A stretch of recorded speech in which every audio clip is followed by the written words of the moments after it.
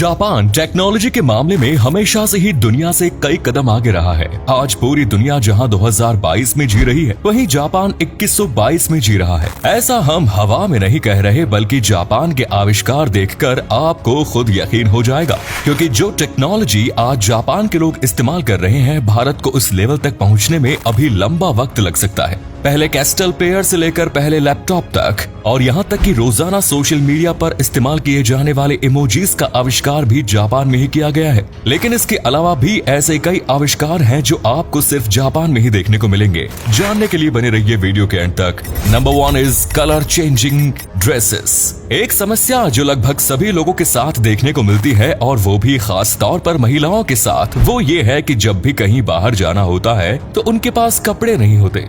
Japan ने इस समस्या को सुलझा दिया है, क्योंकि इस देश में आपको ऐसी ड्रेसेस देखने को मिलेंगी जिसका कलर और डिजाइन आप अपनी मर्जी के मुताबिक सेट कर सकते हैं। यानी हर पार्टी के लिए नई ड्रेस लाने का झंझट खत्म हो जाएगा और आप एक नए लुक में पार्टी एंजॉय कर सकते हैं। Intelligent walking chair. जापान के लोगों को हर चीज व्यवस्थित पसंद आती है। अक्सर एम्प्लॉयज अपनी शिफ्ट पूरी होने के बाद ऑफिस में चेयर्स को इधर उधर अव्यवस्थित तरीके से छोड़ देते हैं। इसलिए जापान के वैज्ञानिकों ने ऐसी चेयर बनाई है जो अपने आप अपनी सही जगह पर जाकर पार्क हो जाती है। केवल आपको चेयर के सामने खड़े होकर ताली बजानी होती है और चेयर अपने डेस्क के पास पहुंच जाएगी। इन चेयर्स को वाईफाई की मदद से भी कंट्रोल किया जा सकता है और इनमें 360 डिग्री घूमने की क्षमता भी होती है। Next is design in paddy fields. अगर आप जापान के खेत देखेंगे तो वहाँ पर इस तरह के बेहद ही खूबसूरत और आकर्षक डिजाइन बने हुए नजर आएंगे। इन डिजाइन को देखने के लिए हर साल बड़ी संख्या में सैलानी जापान आते हैं। असल में इन डिजाइन वाले खेतों में चावल की खेती की जाती है। चावल के खेतों को भी टूरिस्ट डेस्टिनेशन के रूप में डेवलप करने जैसी चीज केवल जापान में ही देखने को मिल सकती है।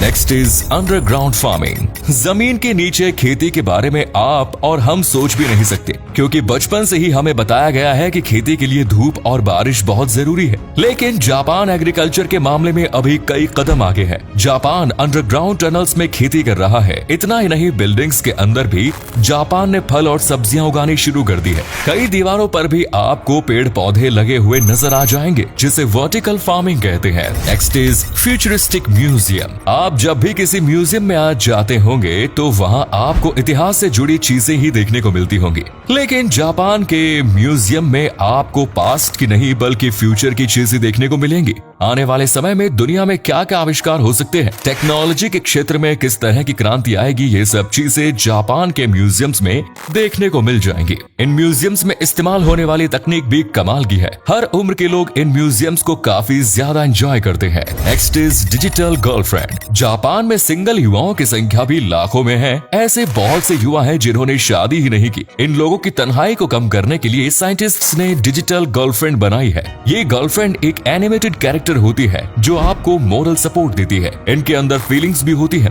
आपसे एक रियल गर्लफ्रेंड की तरह ये बात करती है। युवा इन डिजिटल गर्लफ्रेंड्स के साथ डेट पर भी जाते हैं। सिर्फ एक चीज को छोड़कर बाकी हर तरह से डिजिटल जीएफ एक रियल गर्लफ्रेंड की तरह एक्ट करती है। Next is tie umbrella. Japan के लोग हर वक्त अपने साथ छाता रखते हैं। हर जगह आपको छाता के स्टैंड्स भी बने हुए नजर आ जाएंगे। लेकिन कई बार लोग छाता ले जाना भूल जाते हैं या फिर उन्हें पकड़ने के झंझट से छुटकारा पाना चाहते हैं। ऐसे लोगों के लिए वैज्ञानिकों ने टाई वाले छाते का आविष्कार किया है। इन छातों को आप एक टाई की तरह कैरी कर सकते हैं और जरूरत पड़ने पर आप इनका छाता बनाकर धूप और बारिश से बच सकते हैं। Next is transparent TV. Sci-fi फिल्मों में दिखाया जाता है कि किस तरह ट्रांसपेरेंट टीवी और मॉनिटर का इस्तेमाल करके सब कुछ कंट्रोल किया जा रहा होता है। एक बड़ा कंट्रोल रूम होता है जिसमें चारों ओर ट्रांसपेरेंट स्क्रीन लगी होती है। इस तरह के स्क्रीन और मॉनिटर जापान के वैज्ञानिकों ने सच में बना लिए हैं। हवा में ही कंप्यूटर का इस्तेमाल किया जा सकता है, जिसमें किसी भी प्रकार का बटन या फिर ठोस बेस मौजूद नहीं होगा।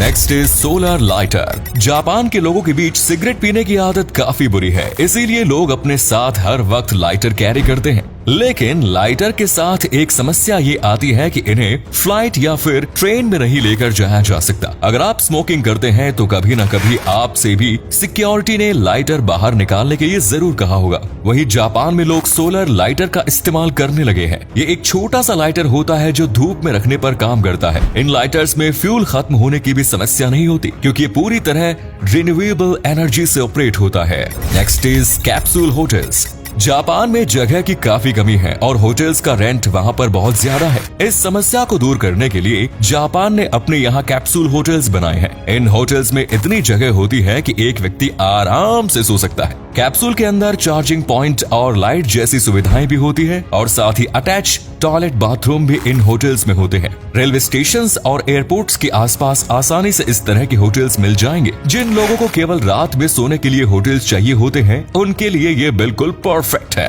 टॉयलेट इन एलिवेटर्स। जापान के गगनचुंबी इमारतें बनी हुई है और उन सभी इमारतों में लिफ्ट भी लगी हुई होगी।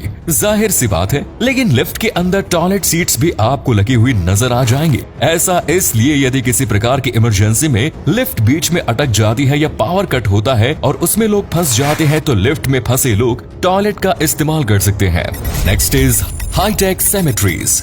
जापान में जगह की कमी के कारण शव के दफनाने के लिए कब्रिस्तान में जगह कम पड़ने लगी है और इसीलिए अब वहाँ पर हाईटेक ग्रेवयार्ड या सिमेट्रीज बनाई जा रही हैं। इन सिमेट्रीज में बहुत कम जगह में 2000 बॉडीज को रखा जाता है और उन बॉडीज को यहाँ पर करीब 33 सालों तक प्रिजर्व किए जाने की सुविधा भी मौजूद है। इसके बाद बॉडी डिकम्पोज कर दी जाएगी और नई बॉडीज के लिए जगह बना दी जाएगी। Next is remote control mob. घर की सफाई करते वक्त आपने कभी न कभी तो सोचा होगा कि काश ऐसा कुछ होता कि आप सोफे पर बैठे रहे और घर की सफाई अपने आप हो जाए। ऐसे में आप जापान से रिमोट कंट्रोल मॉब लेकर आ सकते हैं। एक रिमोट कंट्रोल कार या खिलौने की तरह आप एक जगह बैठकर ही पूरे घर की सफाई कर सकते हैं। छोटे कोने में भी ये मॉप आसानी से चला जाता है और सारी धूल मिट्टी को साफ कर देता है।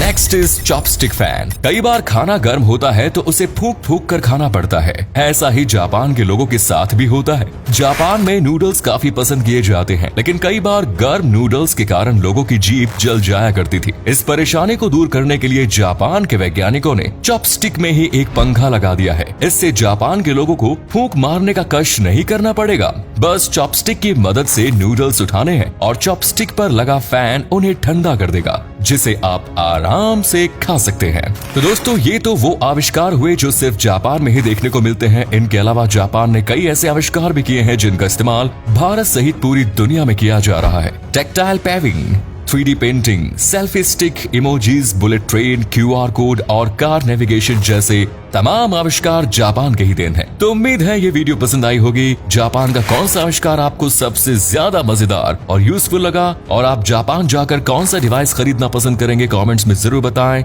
ऐसी ही और वीडियोस के लिए जुड़े रहिए हमारे साथ। धन्यवाद।